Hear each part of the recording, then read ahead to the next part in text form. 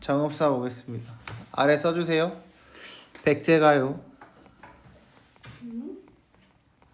백제가요. 90쪽 맞죠?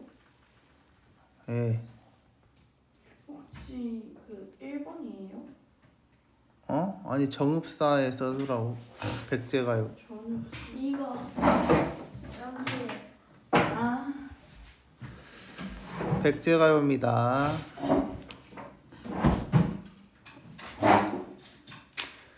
그 작품 제목 왼쪽에 보시면 어느 행상인이라고 되어 있죠. 행상인의 밑줄.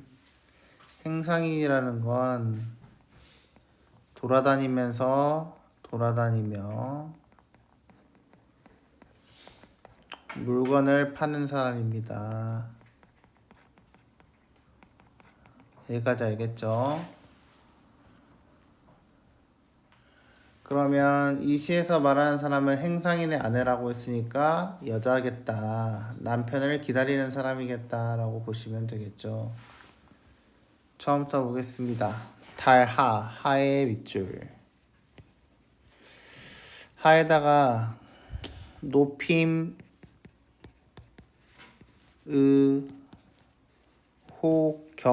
호격조사라고 써주세요. 높임의 호격조사입니다. 혹뼈요? 네, 호격이라는 것은 이제 우리가 호명하다 할 때 호자예요. 그래서 예를 들어서 은채야라고 할 때 야 있죠? 이거라든지 아니면 뭐 서영아라고 하는 것처럼 아에 대한 이야기라든지 조사예요, 조사. 근데 이제 이 하는 현대는 안 써요. 요즘은 안 쓰는 단어입니다. 근데 옛날에는 썼다. 그래서 높임의 호격조사 가로 열고 이시여라고 써주세요. 뭐뭐 이시여.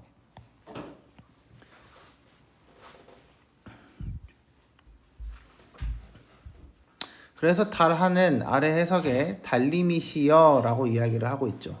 이해된다요? 그러면 여기서의 달하는 뭐가 되겠어요? 청자가 되겠습니다. 달이요. 그래서 여기서의 달은 청자가 되는 거죠. 여기까지 이해됐나요? 그래서 달한테 이야기를 하고 있습니다. 높이곰 봐봐. 원래 피읍 받침이 현대국어에서 어디에 있지? 요즘은? 피읍 받침이요? 피읍이요. 피읍이요. 높임. 높이지 원래 쓸 때는. 근데 이건 어떻게 썼어? 높이. 그치, 발음하는 대로 썼지. 그치? 그러니까 우리가 이렇게 옛날 시들을 볼 때는 원래는 어떻게 써야 되는데 이렇게 써놨구나 라고 이해를 하는 게 조금 중요해요. 이해돼요? 그러니까 옛날 국어는 발음대로 써놨기 때문에 받침이 아래 있지 않고 가끔씩 위에 있을 때가 있어. 알겠지? 그래서 높이곰은 원래 곰은 좀으로 해석해도 상관이 없는데 여기서는 높이라고 해석을 하는 거죠. 달림이시여 높이 도드샤. 해가 돋다라는 말 들어봤죠? 그래서 이것도 도드시여라고 하면 됩니다. 돋다 할 때 도시요 돋.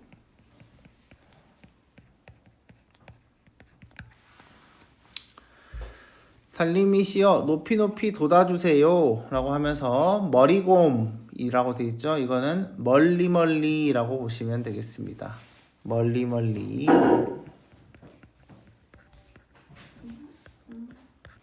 비치오시라 비추어 주세요 라고 이야기를 하고 있죠. 비추어 주세요. 너 왜 한숨 쉬어? 왜 한숨 쉬어? 그래서 달한테 뭐라고 했어요? 높이 떠서 멀리까지 비춰주세요 라고 이야기를 하고 있습니다. 근데 어기가 왜요? 그래서 여기서 어기야는 약간 해석을 할 필요는 딱히 없어. 왜냐면 원래 의미가 없는 부분이에요. 그러니까 약간 이런 느낌이지. 아이고 이런 느낌이에요. 이해됐나요? 그래서 어기야는 해석할 필요가 없습니다. 어기야 어광돌이 아으 다롱디리 개소리예요. 이거는 다 읽을 필요가 없는 내용들입니다. 저제는 저잣거리라고 보시면 돼요. 저잣거리라고 적어주세요. 저제 맞죠? 네, 저잣거리라고 적어주시고요. 가로 열고 시장거리. 시장거리요. 시장거리요. 네. 우리 저기 전통 시장 같은 거 있지? 그런 시장에 있는 거리를 이야기합니다. 녀러 신고요. 녀러는 원래 녀다에서 왔어요. 녀다. 녀러는 녀다에서 왔습니다. 녀다. 이 녀다라는 단어는 가다의 의미예요. 그래서 녀구름 하면은 나중에 가는 구름, 지나가는 구름 이렇게 보시면 되고요. 그래서 녀러 신고요. 시장에 가 계신가요? 라고 이야기를 하고 있습니다.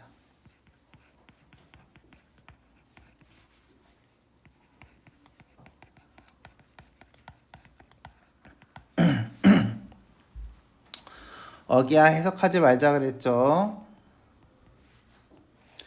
진대. 여기서의 진대는 진대의 밑줄 쳐볼까? 여기서의 진대는 지금 어떤 상황이에요? 달이 뜬 상황이죠. 그치? 지금 달이 뜬 상황이잖아. 그러면 진대니까 그림자가 있는 데일까? 빛이 있는 데일까? 해가 그치? 그림자가 있는 데겠지. 왜냐면 우리가 해가 졌어요 라는 표현을 쓰기도 하잖아요. 그래서 여기서의 진대는 달빛이 없는 어두운 곳을 의미합니다. 달빛이 없는 어두운 곳을 의미하는 게 진대의 의미예요. 그러면 생각해봐. 돌아다니는 사람이야. 막 어디 돌아다녀. 시장 지금 돌아다니면서 물건 파는 사람이라고 했잖아요. 행상인이. 그러면 이 남편이 막 돌아다니는데 빛이 없어. 그러면 안전해, 위험해? 위험하겠지. 그래서 여기서의 진대는 위험한 곳이 되는 거죠. 위험한 곳이라고 적어주세요.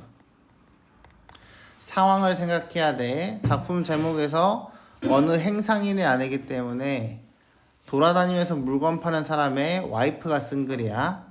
그치? 그래서 이 와이프는 멀리 좀 비춰주세요 달님이시여 라고 이야기를 했으니까 그러면 멀리 비춰달라고 한 이유는 나 때문이야? 남편 때문이야? 남편 때문이겠지. 남편이 길을 잃지 않게 해주세요 라는 의미였던 거고 지금 중간에 나와 있는 진대를 드디올세라 할 때 진대는 빛이 없는 곳을 디딜까봐 리을세라의 동그라미, 드디올세라의 리을세라의 동그라미 치세요. 리을세라예요. 리을세라는 뭐뭐 할까 두렵다 라고 해석을 하시면 됩니다. 뭐뭐 할까 두렵다. 그래서 진대, 달빛이 없는 어두운 곳을 드디올세라, 디딜까봐, 발에 디디다예요. 디딜까봐 두렵습니다 라고 이야기를 하고 있죠. 여기까지 이해됐나요? 그래서 달빛이 없는 곳을 디딜까봐, 위험에 빠질까봐 걱정됩니다 라고 되어 있습니다. 어느이다 놓고시라. 어느 곳이든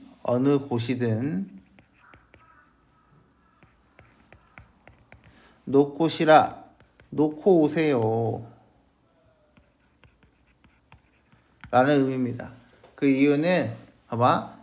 진대를 디딜까 두렵습니다 라고 했으니까 위험에 빠질까봐 걱정돼요 라고 이야기를 하고 있지. 근데 남편 뭐 하는 사람? 물건 파는 사람. 그래서 물건 파는 거를 다 팔고 오지 말고 얼른 걱정되니까 빨리 돌아오세요 라고 하는 부분이에요. 이해됐나요? 그래서 어느이다 놓고시라. 얼른 놓고 오세요. 어기야 필요 없죠. 내가 가는데 가는 곳이 점그릴세라니까 저물까봐 두렵습니다. 저물까봐 두렵습니다. 고전 시간은 어려워요. 고등학교 가서 원래 배우는 거예요 보통. 중학교 1학년 때 한번 나오고. 어기야 어강돌이 아으 다롱들이는 읽지 말자고 했었죠. 의미가 없다고 이야기를 했었습니다. 자, 그래서 내용이 보시면 생각보다 긴데 할 말은 딱딱 정해져 있었지. 뭐밖에 없었어요? 할 말은? 빨리 돌아. 그래요. 너무 너 간대 걱정된다. 달림. 멀리 좀 비춰서 내 이미 있는 곳을 안전하게 비춰주세요. 그리고 혹시나 저녁이 돼서 빛이 없는 곳을 남편이 디디고 돌아다닐까봐 걱정됩니다. 그래서 얼른 돌아오세요. 라고 이야기를 하고 있던 거죠. 여기까지 이해됐나요? 네, 1번부터 보겠습니다. 공간의 이동의 밑줄. 공간의 이동이면 뭐 해야 돼요? 화자가 돌아다녀야 돼요. 화자가 돌아다녀야 해. 근데 화자가 지금 돌아다니고 있나요? 아니면 그냥 기도하고 있나요? 네. 그쵸? 약간 존버하는 기도 메타였죠? 그래서 1번은 틀렸습니다. 후렴구를 기준으로 내용이 세 부분으로 나뉜다. 세 부분의 밑줄. 자, 그럼 봐봐. 우리 아까 읽지 말자고 했던 데 있지? 어기야 어광돌이, 어기야 어광돌이 다 있었지? 네. 이걸 기준으로 봤을 때 각각 위에 두 줄씩이 다 뜻이었지? 네. 그래서 세 부분으로 나눌 수 있겠죠? 이해됐나요? 그래서 답은 2번이 되겠습니다.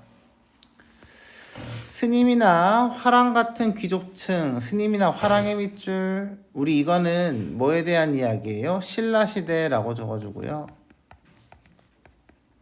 신라시대. 그래서 신라시대에서 주로 만들었다라고 나오면 향가에 대한 이야기입니다. 향가. 저번주에 설명을 하기는 했어요. 어차피 기억 안 나겠지. 저번주요. 다음 거 보겠습니다. 많은 사람이 함께 부른 노동요적 성격의 밑줄. 노동요면은 뭐 해야 돼요? 원래 주술적인 성격이 강해야 돼요. 주술적 성격. 근데 이 작품은 본인의 감정이 들어있지, 그치?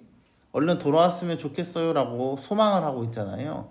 그래서 이것은 노동요가 아니라 서정적인 성격을 지니고 있다 라고 보시면 됩니다. 5번 자신을 버린 남편. 남편 버렸냐? 아내를? 아니지. 그냥 일하러 나간 거죠. 그래서 5번도 틀렸다라고 보시면 되겠어요. 이 글의 표현상의 특징으로 적절하지 않은 것은 시적 대상인 달에게 화자의 소망을 빌고 있다. 달님 멀리 멀리 비춰주세요 라고 이야기를 했었죠. 그래서 1번은 맞는 말. 시각적 이미지를 대립해 시각적 이미지의 밑줄. 여기서의 시각적 이미지는요, 우리가 시각적 이미지는 보통 뭐예요? 색채 혹은 움직임에 대한 이야기입니다. 자, 근데 여기서는 달이 비춰주는 밝은 느낌이 있었어요? 없었어요? 있었죠. 그리고 달빛이 없는 저문 곳, 진대를 밟을까 두렵다라고 했으니까 명암의 대비로 인한 시각적 대비가 일어나게 되는 거죠.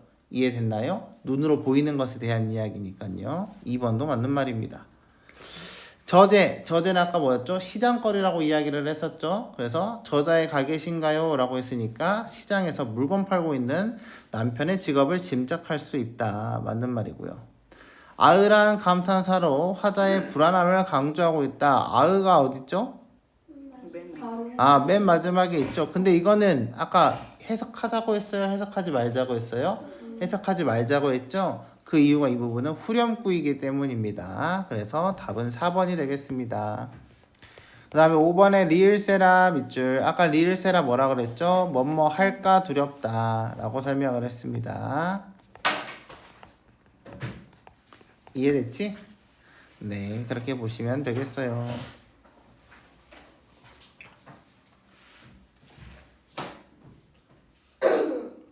선생님들 왜 얘는 해석이 없어요? 그래서 제가 저번 주에 불러줬는데. 네. 보겠습니다. 살얼이랐다. 청산의 살얼이랐다. 청산의 체크. 여기서 제가 그때 청산은 뭐라 그랬죠? 자연이라고 설명을 해줬었죠. 그래서 살고 싶다, 살고 싶다, 청산에 살고 싶다. 근데 살고 싶다에다가 A라고 한번 해볼까요? 그러면 살고 싶다, 살고 싶다. A가 반복됐죠. 청산에는 B에 대한 이야기고요. 살얼이랐다니까 살고 싶다. A에 대한 이야기죠.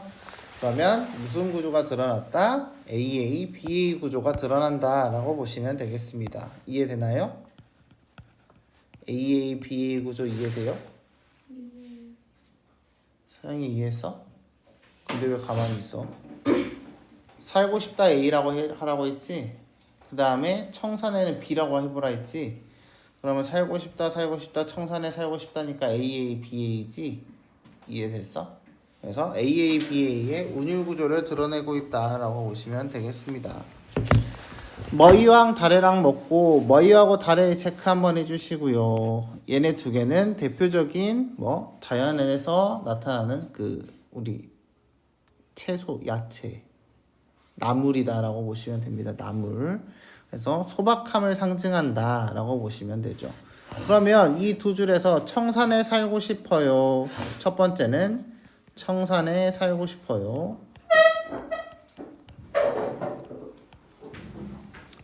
그 다음에 나물을 먹고 살래요. 이렇게 두 줄을 이야기했으니까 바로 뭘로 가면 되겠어요? 자연 친화로 가면 되는 거죠. 자연 친화적인 삶. 들어봤나요? 자연 친화?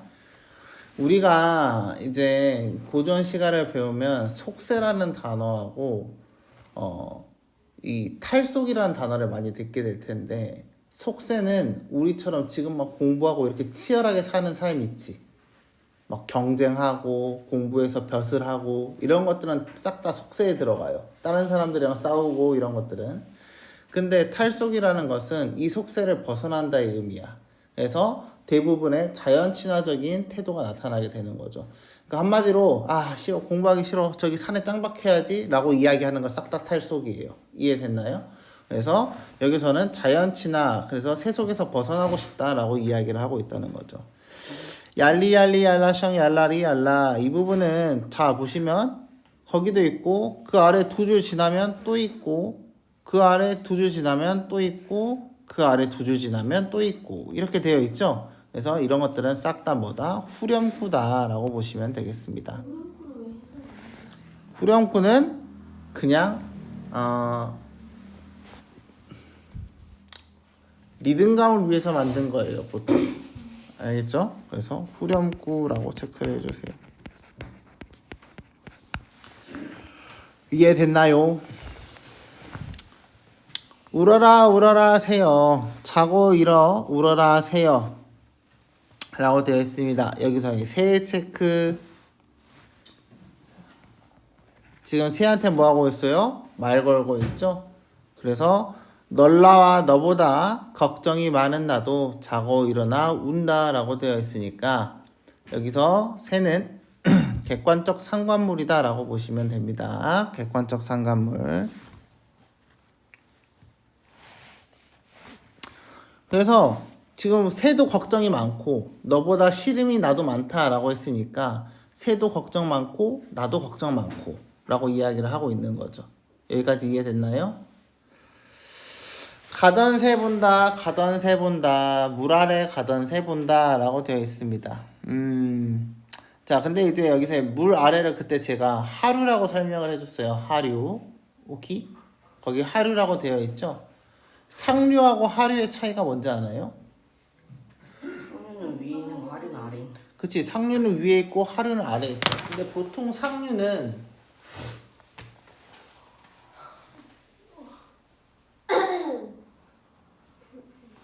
이렇게 강이 흘러나온다고 치면 상류는 주로 어디에 대한 이야기? 산에 가까운 쪽이 상류, 하류.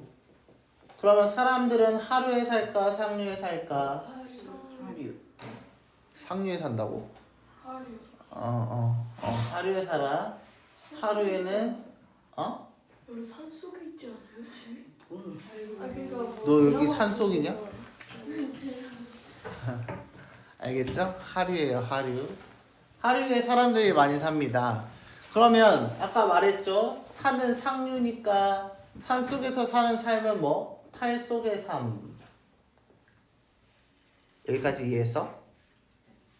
탈속이 뭔지도 이해됐어? 그러면 사람들끼리 모여서 사니까 여기가 속세에 대한 이야기가 되겠죠? 자, 근데 새인데 어디에 가고 있는 새예요? 하류에 가고 있는 새야. 그치? 그럼 이 새는 속새를 지나가는 새가 되는 거죠. 오케이. 그러면 그래서 화자가 새를 본 이유가 저 새를 왜 봤을까? 뭔가 저 새를 보고 아, 나 지금 자연 속에 있는데 속새가 그리워 라고 이야기를 하는 부분이겠지. 이해됐나요? 이끼 묻은 쟁기를 가지고 물 아래 가던 새를 본다 라고 되어 있죠. 그래서 이 부분이 속새에 대한 미련으로 가게 되는 거예요. 이해돼요? 왜? 새가 하류에서 있는 물 아래 가던 새니까 사람들이 많은 곳을 날아다니는 새를 보는 거니까. 이해됐나? 일인공 절인공 하여 이리저리 하여 낮은 지내었는데 이때까 낮은 대충 시간 떼어서 보냈는데 올 이도 올 사람도 갈 이도 갈 사람도 없는 밤은 또 어찌할까? 라고 이야기를 하고 있습니다. 그러니까 이 부분은 뭐에 대한 이야기냐면 화자가 산속에서 거주하고 있어요. 산속에서 심심한 거죠. 심심한 삶이라고 보시면 되는 거죠. 이해됐나요? 산속이니까 탈속이니까 친구들이 있다 없다? 없다. 그래서 낮은 바쁘게 밭도 갈고 나물도 캐고 먹고 했는데 밤은 길겠지. 할 게 없어. 지금처럼 핸드폰 있는 것도 아니고. 그러니까 올 사람도 없고 갈 사람도 없는 밤은 뭐하고 보내지? 라고 궁금해하는 거죠. 이해됐나요? 이해됐죠? 네. 3번 보겠습니다. 이 글에 대한 구조로 설명으로 적절하지 않은 것은 AAB의 구조 아까 위에서 첫 번째 거에서 설명을 했어요. 1번은 맞는 말이죠. 화자는 자연물에 화자의 감정을 이입했다 라고 되어 있죠. 아까 자고 일어나 새야 울어라 새야 울어라 라고 이야기를 했죠. 새가 우는 이유를 뭐라고 했어요? 걱정이 많아서 우는 거라고 이야기를 했어요. 그래서 감정이입이다 라고 볼 수 있겠죠. 그래서 2번도 맞는 말. 장소와 시간을 대조해 시적 상황을 강조했다. 장소 밑줄. 여기서는 청산과 물 아래 이렇게 두 가지 장소에 대한 대조가 나타났고요. 시간은 뭐에 대한 이야기? 낮과 밤에 대한 이야기 나왔었죠. 낮은 보냈는데 밤은 뭐하지? 라고 이야기했었죠. 이해됐나요? 오케이. 그래서 3번도 맞는 말. 3, 4, 2조의 음수율과 3음보의 음보율이다 라고 되어 있는데요. 3, 3, 2조의 음수율은 뭐예요? 글자수의 반복이라고 예전에 설명을 했었죠. 음수율은 글자수의 반복입니다. 글자수의 반복. 글자요? 네. 자, 그래서 딱 보면 돼. 어디? 맨 마지막 줄 거기 1인공 절인공 하야 보이지? 3, 3, 2 아래도 올 이도 갈 이도 없는 3, 3, 2 보이죠? 봤지? 그래서 3, 3, 2 세 글자 두 글자가 반복되었다 라고 보시면 되고요. 3음보는 어떻게 끊어있냐에 대한 이야기입니다. 끊어있는 방법이에요.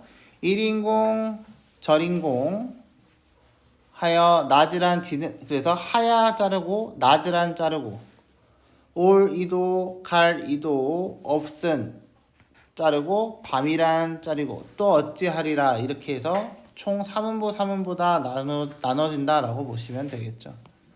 그래서 4번 선택지 같은 경우는 사실 음보는 외울 필요 없다고 했어요. 나중에 학교에서 설명할 때만 그래 이렇게 읽는 거구나 이렇게만 이해하시면 됩니다. 부정적인 삶을 이겨낸다. 부정적인 삶을 이겨낸다의 밑줄. 그러면 요것은 실현이 있어야 돼요. 실현. 불편한 게 있어야 된다고요? 지금 불편한 내용 있어요? 없어요? 없죠? 그래서 나 자연 속인데 말이야. 속새가 잠깐 그리웠어. 오늘 밤에 뭐하지? 라는 내용이었기 때문에 답은 5번이 되겠습니다. 이해됐죠? 4번 보겠습니다.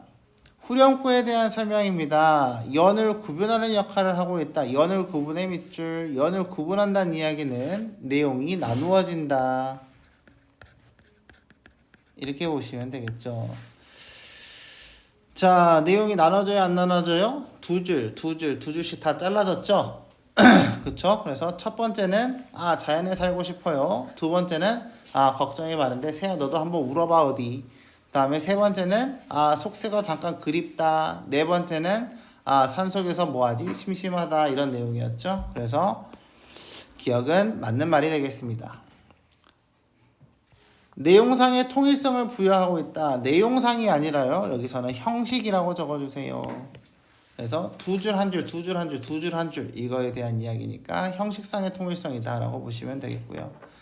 특정 의문을 반복하여 운율을 형성하고 있다. 의문의 밑줄, 의문은 자음과 모음에 대한 이야기입니다.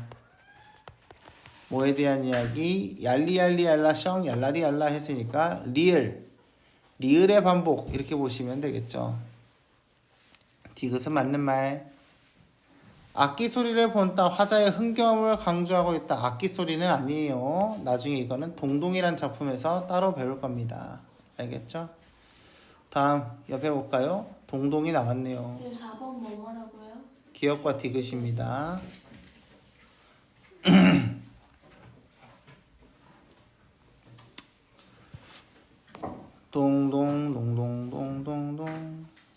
동동 볼게요. 동동 아래 쓰세요. 고려가요.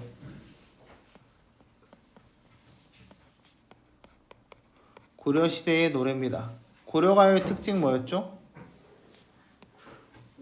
드세요. 한글 창제 이후 혹시 고대가요예요? 고려예요.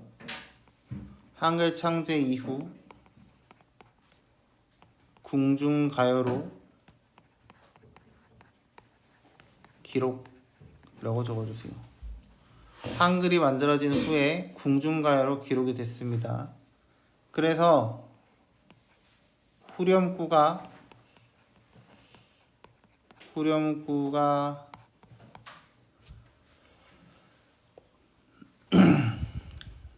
이상함. 내용과 서로 달라요. 내용과 후렴구가 어울리지 않습니다. 그리고 서사의 추가.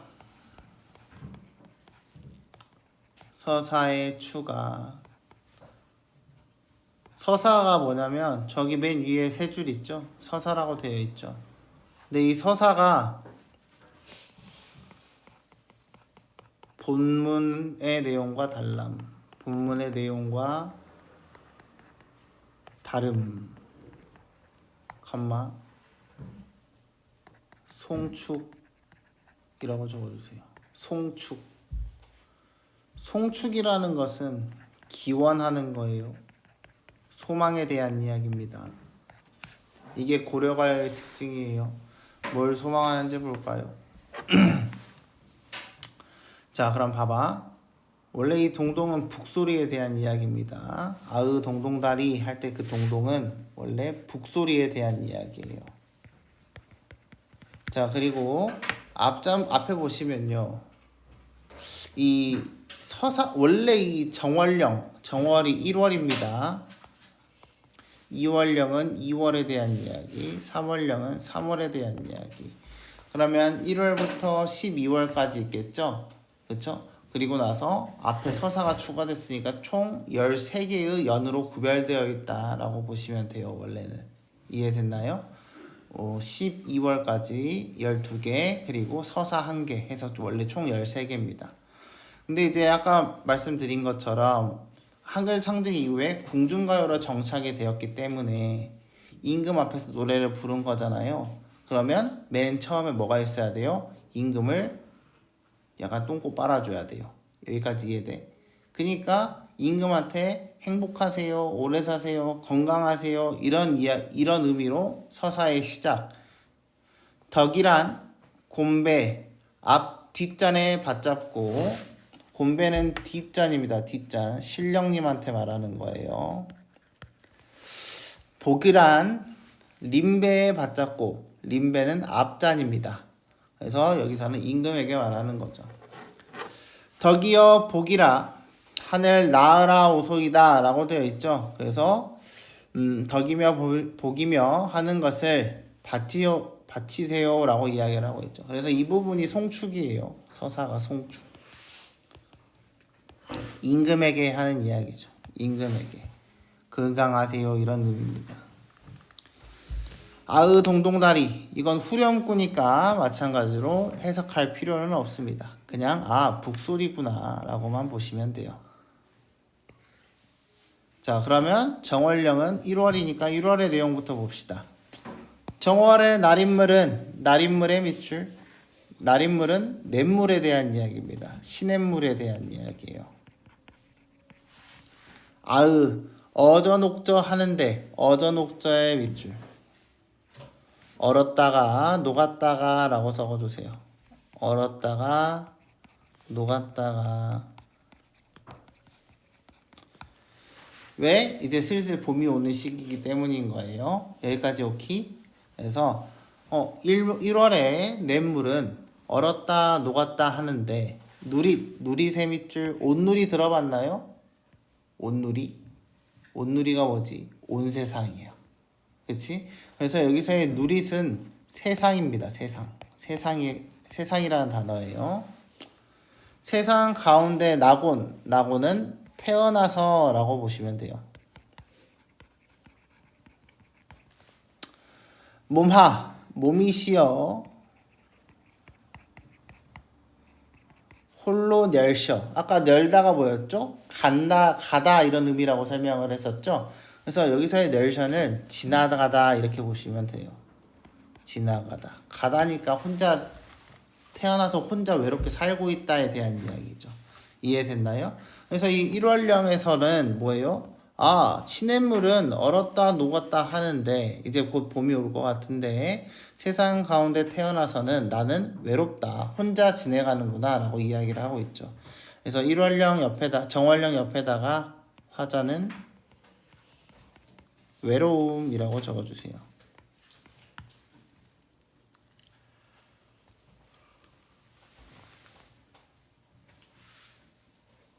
그래서 여기서의 이 냇물은 화자와 반대되는 거죠. 네, 날인물의 체크, 화자와 대조.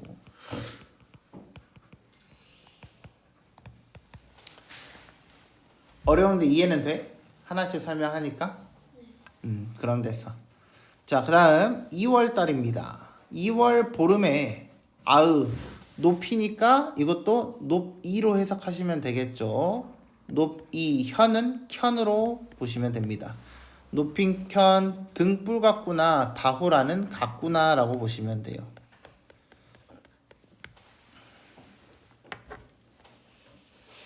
그래서 여기서의 등불의 체크를 한번 해주시고요. 등불. 여기서의 등불은 임이 되는 거예요. 사랑하는 임. 왜 임이 되는지 봅시다. 만인 모든 사람을 비추실 즈이셨다 모습이시다. 원래 비추실 즈이셨다는 원래 즈을이 모습에 대한 단어입니다. 모습이라는 대한 단어예요. 근데 즈이셨다니까 모습을 지니셨다라고 해석을 해야 해요. 그래서 높이 켠 등불 같아요. 그럼 등불의 특성이 뭔데? 여러 사람을 밝혀주는 거지. 그래서 이미 등불처럼 모든 사람들을 밝혀줄 성품을 지녔다라고 해석을 하고 있는 거죠. 이해됐나요? 그래서 이월령 옆에다가 임은 등불처럼 밝혀주는 존재임 라고 설명을 하고 있습니다. 여기까지 이해됐나요? 네. 다음 3월령 볼까요? 3월 지나며 개한의 밑줄. 이 개자는요 열 개자예요. 그래서 피었다 만개했다 할 때 여기서 개는 피었다 라고 보시면 돼요. 꽃이 피었다에 대한 이야기예요. 만춘의 체크.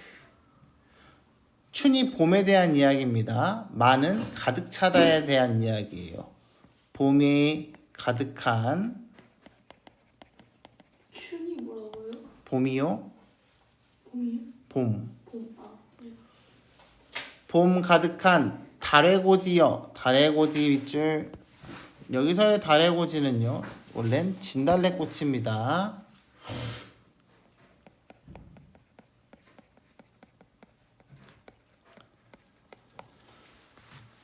남이 부러워할 즈을 지녀나셨다. 즈을이 아까 뭐라 그랬죠? 모습이라고 설명을 했었죠? 그래서 모습을 지니고 나셨다라고 했으니까 여기서의 달의고지도 뭐가 돼야 되는 거예요? 임이 되는 거죠. 그래서 3월의 이야기는 남들이 부러워할 모습을 지니고 계세요 라고 했으니까 임 외모 최고 이미 존잘이래 라고 이야기를 하고 있다는 거죠. 여기까지 이해됐나요? 네. 그래서 이제 이렇게 해서 3월령, 4월령, 5월령 해서 12월령까지 갑니다. 내용이. 근데 중요한 거는 지금 임한테 막 사랑 고백하는 내용이지 거의. 그치? 막 임 인성 최고예요. 임 얼굴 존나 잘생겼어요. 막 이렇게 이야기하고 있단 말이야. 근데 엔딩은 개슬퍼.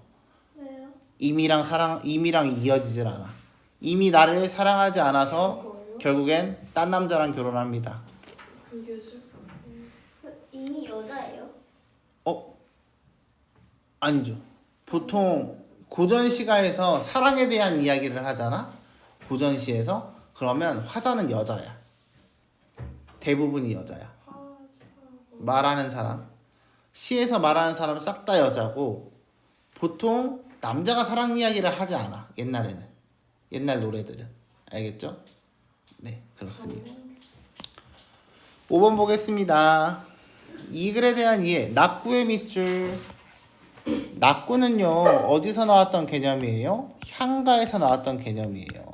향가는 언제 시대였어요? 신라 시대였어요. 근데 이거 무슨 노래라고요? 고려가요라고요. 그래서 1번은 틀렸다라고 보시면 되겠습니다. 1년 12달의 순서에 따라 시상을 전개한다. 시상의 밑줄. 시상은 시의 흐름이라고 설명을 했습니다. 시의 흐름이었어요. 그러면 1월, 2월, 3월, 4월, 12월 가니까 맞아요? 틀려요? 맞는 말이 되겠죠? 그래서 답은 2번이 되겠습니다. 향가와 고려가요 사이에 과도기적 형식의 시가이다. 어림도 없죠? 이게 바로 뭐라고요? 고려가요라고요. 배경설화와 함께 구정된다. 배경설화와 함께 구전의 밑줄. 설화하고 같이 내용이 나오는 건 뭐였어요? 고대가요에 대한 이야기였습니다. 옛날 노래였어요. 고려시대 때 창작된 한시? 아니요. 한시 자체는 한자로 쓰여진 시고 이거는 그냥 고려가요다라고 이야기를 했어요. 6번 보겠습니다. 서사 3월령 중 보기와 가장 거리가 먼 년. 고려가요는 궁중장치를 위해 새로운 부분을 덧붙여지기도 했다. 전체적으로 애틋한 그리움의 성서가 두드러진 작품에서 시적 대상이 기쁜 일을 바라고 축하하는 내용을 담은 부분이 그것이다. 뭐에 대한 이야기? 서사에 대한 이야기. 아까 서사가 추가됐다고 설명을 했죠? 본래 내용에서. 그래서 답은 서사였습니다. 쉬었다 다음.